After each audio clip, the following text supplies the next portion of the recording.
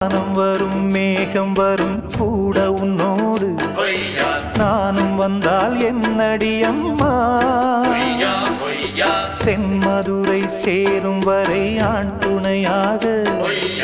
ஏழை என்னை ஏற்றுக்கொள்ளம்மா ஓடாத கிளியே தனியாக